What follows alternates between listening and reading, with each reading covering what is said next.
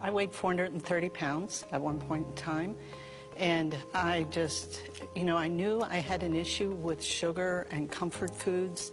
I knew that, but I had no idea how to lay that down, how to get through that issue, because the cravings were really strong and the temptations just seemed to take over, And I cried out to God and I said, God, I've got a mountain of flesh on my body. How do I move this mountain? You say if I have faith, the grain of a mustard seed, I can move a mountain. How does this happen? And he gave me a really simple plan. Stop eating sugar, eat more meats, fruits, and vegetables, and stop eating so much bread. And I said, God, great plan. If I could do that, I would lose weight. And it was just like I tried in my own strength with various plans. If they had some element of that in it, then I would try it. As soon as I lost the weight, I would reward myself because it was a diet, a short-term fix for a long-term problem. But the reason I couldn't say no is just what God told me. Stop eating sugar. Sugar is an uncomfortable comfort. Right.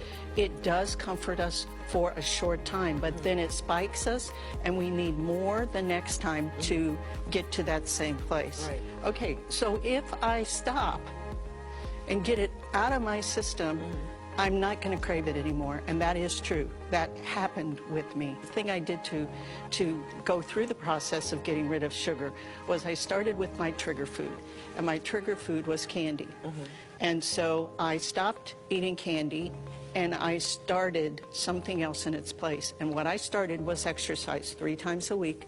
Walking in the water was my exercise of choice, but I did a very smart goal, a specific, measurable, attainable, realistic, and timely goal of when I was going to do it, how long I was going to do it, how I was going to get there, when I was going to put it on my calendar, not just, I'm going to exercise 3 times a week. I'm going to exercise in the water 3 times a week. I'm going to go at this time. There were still temptations after then, and I wasn't perfect with it, but every temptation, I saw it. Every failure I saw as an opportunity to learn what not to do the next time and how to go forward on the journey, because I was committed at that point in time. I knew what my issue was, and I knew what God had told me. And so the experience that I had of His grace coming in as strength when I admitted my weakness. He says that in 2 Corinthians 12:9, my grace is enough. It's all you need, for my strength comes into its own in your weakness. Hi, folks. Now that you've heard my story of my massive transformation, I would like to invite you to join me in my coaching group. It's called Overcomers Christian Weight Loss Academy. The doors are open only a few times a year. It's open now through September 26th for new members. We'll be talking about inner healing as we go into this season through Christmas. We'll be talking about the inner healing process.